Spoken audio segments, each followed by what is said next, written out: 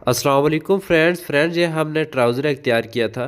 तो इसकी कटिंग और स्टिचिंग पर अभी हम आपको बताएंगे कि ये कैसे हमने इसको तैयार किया है। तो इसकी आप शेप सबसे पहले देख लें, ये कितना प्यारा लग रहा है।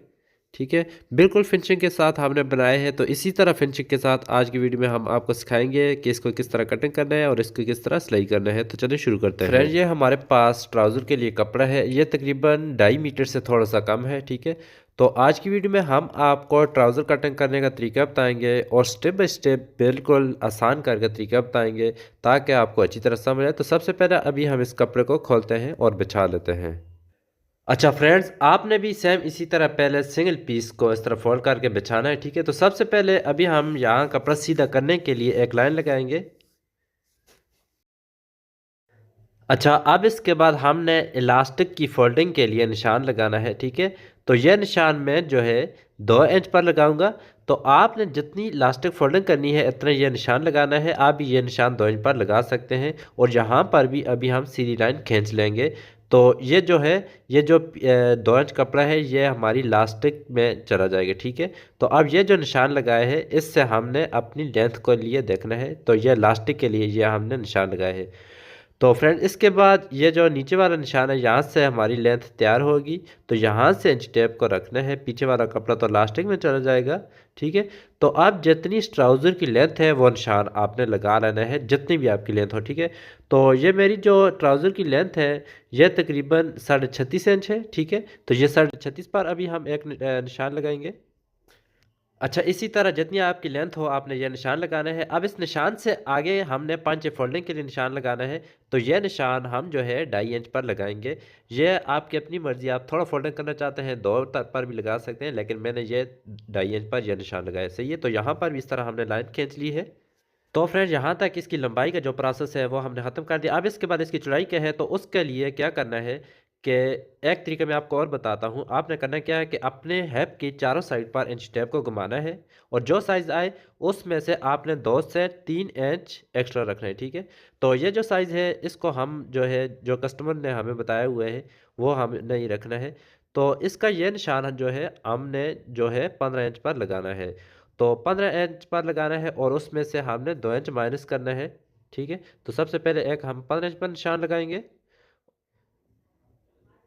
तो यह निशान हमने 15 इंच पर लगा लिया है। ठीक है, तो आपका ये जितना भी आए, 12 भी आए, 13 आए, 14 आए, 15 आए, ये 16 आए, तो आपने ये निशान लगाना है। ठीक है, जितनी भी आपने ये जगह छोड़नी है, आपने इससे कम या ज़्यादा नहीं करना, क्योंकि हम दूसरा कपड़ा जो कटिंग करेंगे 2 इंच ज़्यादा वाला तो बराबर आ जाएगा। तो ये 15 है, 2 इंच हमने कम पर निशान लगाया है। तो ये जगह जितनी भी आपकी आए आपने 2 इंच इसमें से कम पर इस तरह निशान लगाने हैं और ये ऊपर से नीचे तक इस तरह लाइन लगा लेनी है। ठीक है। अच्छा, मेरी बातों से अगर आप लोग कंफ्यूज हो रहे हैं, मैं एक बार फिर आपको बताता हूँ कि आपके पास अगर नाप वाला ट्राउज़र है, ठीक है, उसका जितना पंच है, जितना चौड़ा है, ये उसका खुला है, ये आसन वाली जगह से आपने ये जो निशान है ये छोटे पीस का सेम उतना ही लगाना है। अगर वो 15 है तो आपने ये 15 पर लगाना है। ठीक है, तो ये हमने 1 इंच पर इधर निशान लगाया है। ठीक है, तो ये आगे जो फ्रंट वाली पीस है, ठीक है, आपको पता है, तो ये आगे से हम थोड़ा सा इस तरह क्रॉस में इसके निशान लगाएंगे। ठीक है, तो इसके बाद हम जो है इसके आसन का निशान लगाएंगे।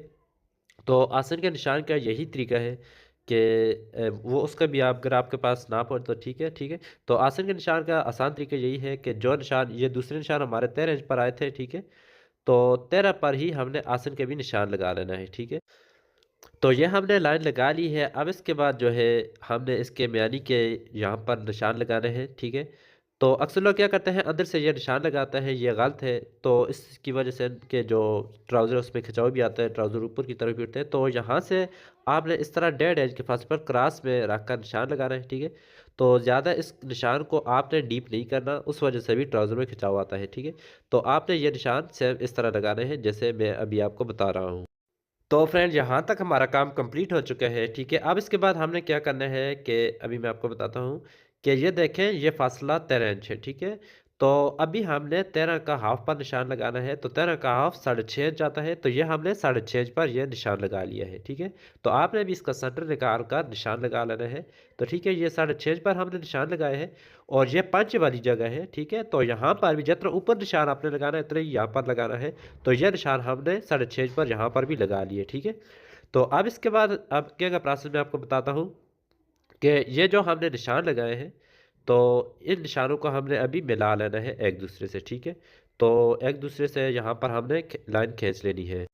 अच्छा, मेरी तबीयत इस टाइम बहुत ख़राब है, पता नहीं आप लोगों को अच्छी तरह समझ आ रही है या नहीं।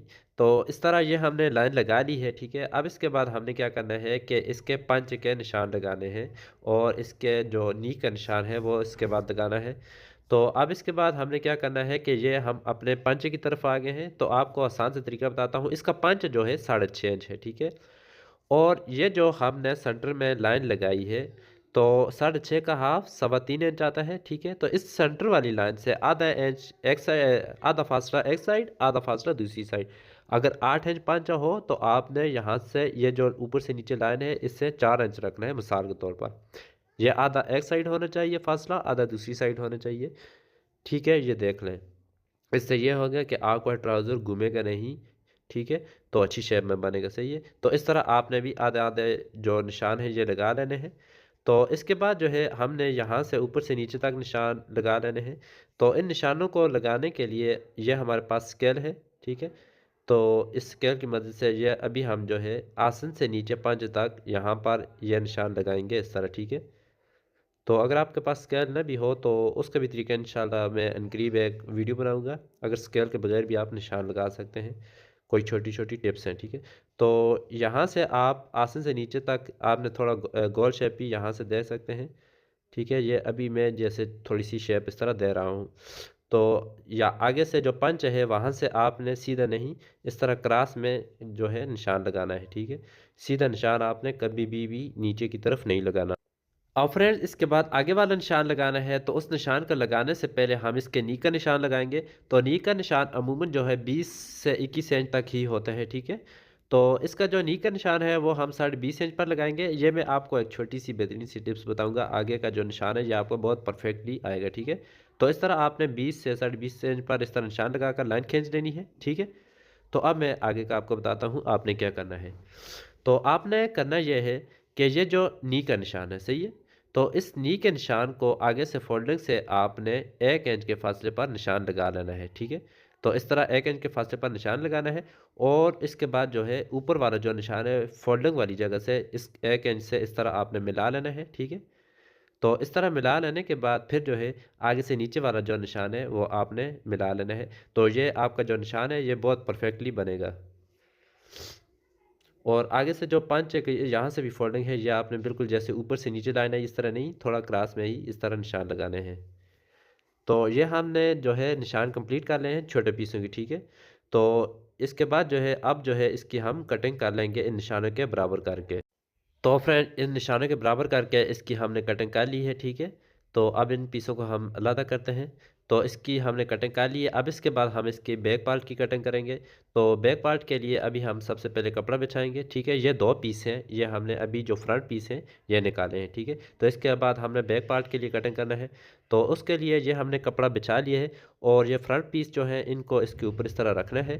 तो इस तरह बिल्कुल बराबर करके रखने के बाद फिर जो है आगे का प्रोसेस मैं अभी आपको बताता हूँ क्या करना है।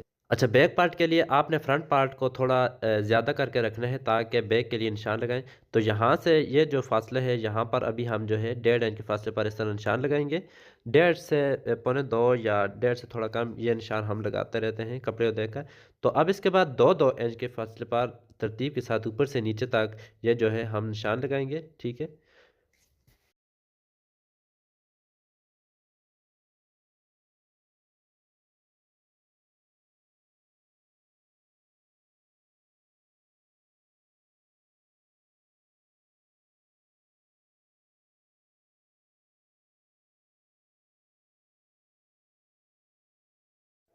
तो फ्रेंड ये हमने 2 इंच के फासले पर जो है निशान लगा लिए हैं। फ्रंट से बैक जो है वो 2 इंच हमने ज़्यादा रखे हैं, ठीक है। तो अब इन निशानों से हम इसकी कटिंग करेंगे, ठीक है। तो आगे से जो है ये बिल्कुल बराबर करके इस पीस की कटिंग करेंगे, सही है। तो ये हमने कटिंग कर ली है। अब इन पीसों को हम साइड पर करेंगे। तो इसके बाद फ्रेंड्स अब हम आपको इसको सिलाई करने का बिल्कुल आसान तरीका बताएंगे कि इसको आप कैसे सिलाई कर सकते हैं आसान तरीके के साथ, ठीक है। तो सबसे पहले हमने ये दो दो जो बड़े पीस हैं, छोटे जो पीस हैं इस तरह बिछा लिए हैं और इनके आसन के यहाँ पर दोनों साइडों से सिलाई लगा लेंगे। तो फ्रेंड ये हमने इन दोनों पीसों के जो आसन की सिलाइयाँ हैं ये लगा ली हैं। बड़े जो पीस हैं उनके आसन और छोटे पीसों की आसन की सबसे पहले आपने सिलाइयाँ लगानी हैं। अब इसके बाद जो है ये बड़े पीस को हम इस तरह सीधा करके बिछाएंगे, सही है। और जो छोटे पीस हैं, ठीक है, उसका जो सीधी साइड है वो नीचे आप देख सकते हैं। और ये जो इसकी दूसरी की सीधी साइड है, इन दोनों सीधी साइडों को आपस में मिलाना है, सही है। तो इस तरह मिलाना है, ठीक है। अंदर वाली दोनों साइडें सीधी करके इनके भी यहाँ से आगे वाली साइड से दोनों की सिलाई लगा लेनी है नीचे तक। तो ये चारों पीस जो है ये हमने सिलाइयाँ लगा कर जोड़ लिए हैं। अब जो है इसके बाद हमने क्या करना है कि इसके पंच फोल्डिंग करने हैं। तो पंच फोल्डिंग करने के लिए अभी मैं आपको बताता हूँ, ये जो निशान है इसके बिल्कुल इस तरह बराबर करना है और यहाँ से इसको फोल्ड कर लेना है।